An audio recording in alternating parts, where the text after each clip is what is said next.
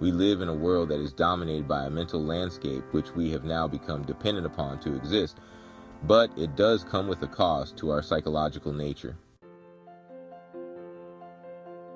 Stress has become a fog of mystery due to its fluidity in our social and environmental networks. We have become so accustomed to stress that we have now associated it with a polarized theme, defining its outcomes to be either good or bad for the individual. We visualize stress in a way that gives it a door into our lives without having the need for a key. From the office to the home, we discover stress as a gradual gradient through various networks within society. This gradient of stress becomes a problem when it is not managed or controlled. The first obstacle when trying to manage something is to understand the root of the issue and how it operates. Stress can be a complicated umbrella of variables to explore and map. The mind is an elaborate maze that expands to infinite proportions, and it is within this complex mental menagerie that we shall define the nature of stress and its various aspects. When we speak of defining something, we must understand the medium in which the observed stimulus is created. In this case, the stimulus, which we call stress, must be explored within the setting where it is created, and that would be the mind. In our exploration to understand the nature of what we are trying to dissect, we must first ascertain the question: what is the growing ground that bears the fruits of stress? Where does stress begin? And the answer to that question, as stated before, is the mind. For in the mind, all things begin. We shall start with facts and science in order to base our education on the subject on a universal platform that is easily accepted and comprehended by all. Through the path of sheer deduction, we will frame a unique perspective on a serious subject. The mind is the hidden horizon that we must learn to master and manage. Stress Management Aid Reduction Techniques, or SMART, is a means to know the face of stress and how it moves through our lives, sometimes controlling it. We must be smart when it comes to encompassing the aspects of stress and to know how to manage its connections within our lives. To demonstrate the potential of the mind and how it weaves the reality around us, we must first use logic to make coherence. The truth of an argument can be found in the logic that dictates its path and progression. We commence our correlation between the mind and reality by reason of elimination.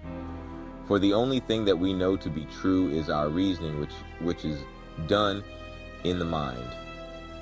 Even when we are so focused and dependent upon the physical stimuli to interact within our environment. In truth, when we discuss the nature of our environment, either when it is defined as a mental or physical property, we must first use the principle of Occam's razor. When trying to deduce the aspects of a physical world, the state of physicality is moot, because the information that defines the environment is based upon mental variables and not physical ones.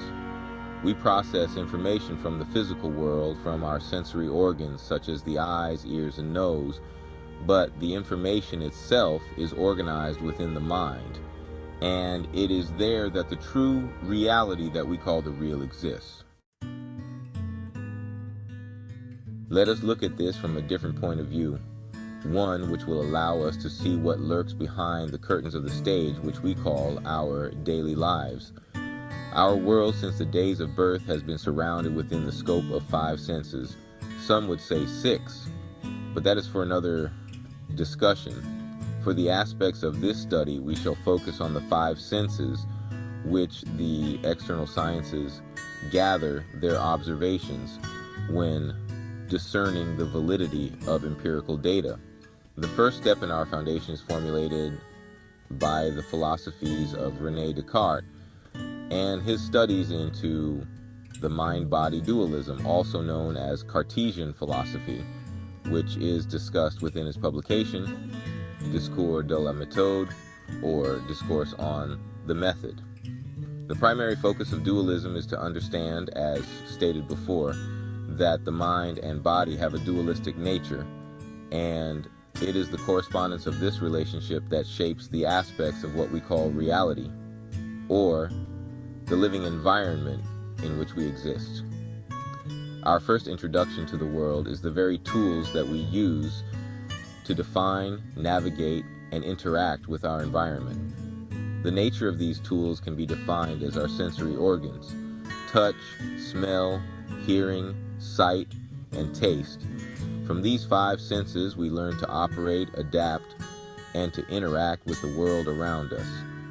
Our reality is based upon these senses, and they have become so subtle in our lives that we barely consider the aspects of its foundation when we explore the nature of ourselves and how we relate to the environment that sustains our reality. This concludes the second part of our stress management series.